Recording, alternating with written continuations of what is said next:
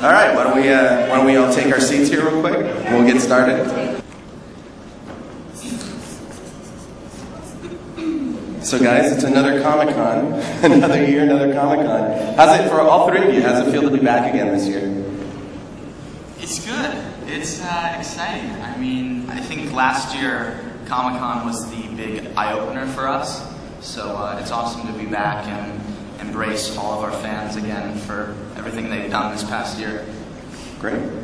You can't claim ignorance anymore. You guys have actually something to say, which is terrifying.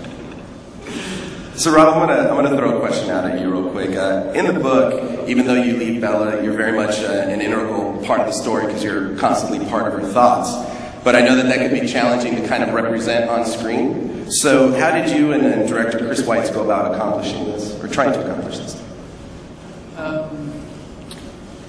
Well, it's through like a kind of process of, it's just a voice, it's Edward's voice in the book. And so I guess it would either look probably pretty cheesy if it's just my voice. I mean, so they've done these hallucinations, kind of semi-visible like apparitions. It's like how she remembers him, and not necessarily how he actually is. Yeah. Yeah. And Taylor, I think everyone wants to know about Jacob Black's transformation in this movie. Can you talk a little bit about that and your personal transformation that you had to go through to play the role in the movie? Yeah, I knew, when I was filming Twilight, I knew that Jacob's character changed a lot. So if I wanted to continue portraying him correctly, I had a lot of work ahead of myself. So as soon as I finished filming Twilight, I started hitting the gym, got a personal trainer, started eating a lot of food, good food of course, proteins, good carbs, cut the sugars, and and it was a lot of work, but it was definitely worth it. Kristen, for you, in the Twilight series, Bella's story arc really starts to develop in New Moon in the second book and film. She's faced with a tremendous amount of conflict, and she becomes an active protagonist. So I just want to know, was it more difficult to prepare for this role than it was last time around, or vice versa? I wouldn't say that one was more difficult than the other. This is definitely it's a severely emotional movie. That's like not everybody knows that. That's the one big difference, is that this movie's not about discovery or like falling in love, which is sort of just it's an intense emotion, but this is like low, and there are high points for her too. I mean, she's like a manic depressive basically, and to have a character that's able to pull her out of that is, it's a hefty feat, which I think he pulled off. But for me, like, I don't know about it. There was no difference. It was just sort of a heavier. There's more to think about. It's a more mature part. She's strictly because she's older. She has more to deal with. That's it. Okay. All right. Well, why don't we open it up to the audience for some questions? I think Chet and Shannon are going to be running around and directing you guys to the mic. So. Hi, Sandy Cohen from Associated Press. Can you talk a little bit about how your lives have changed since we saw you here last summer?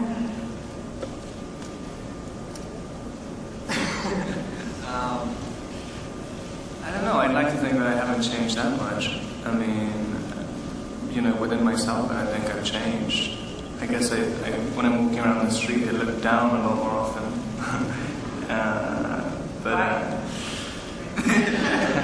There's something wrong with my neck.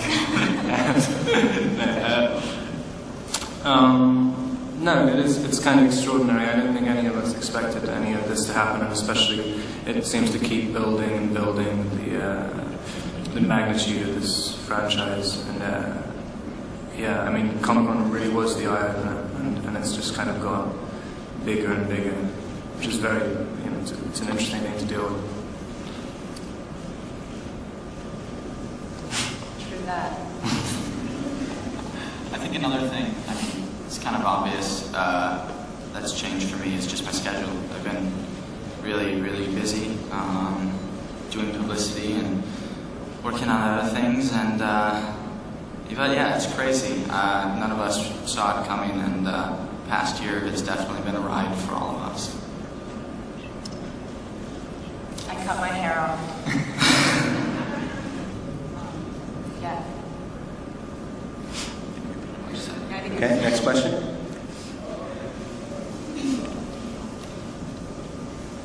Hi, I'm Terry Seymour from Extra. Robert, I just wanted to ask you, the amazing journey you've been on, you've seen the fans outside today, all waiting for you guys. What would you say have been the highs and the lows? Well, this is definitely a high. I mean, there's only been like a couple of images from the movie that have been released, and they've all been received, like, you know, really well. That's it. So I'm really excited for people to see some of it.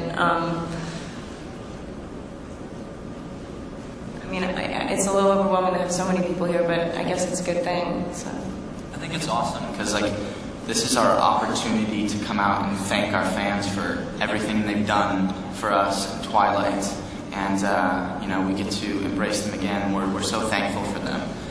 So it's awesome that we get to see them all waiting for us again a year later with the same, if not actually definitely more amount of passion and dedication. So it's really exciting. A little nervous, but it's good. Does that leave me with the lows?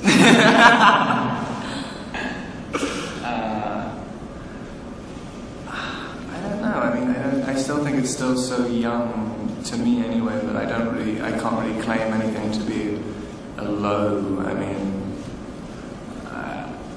I pretty much live an almost identical life, apart from being recognized, so I don't, and it's not exactly the worst thing in the world.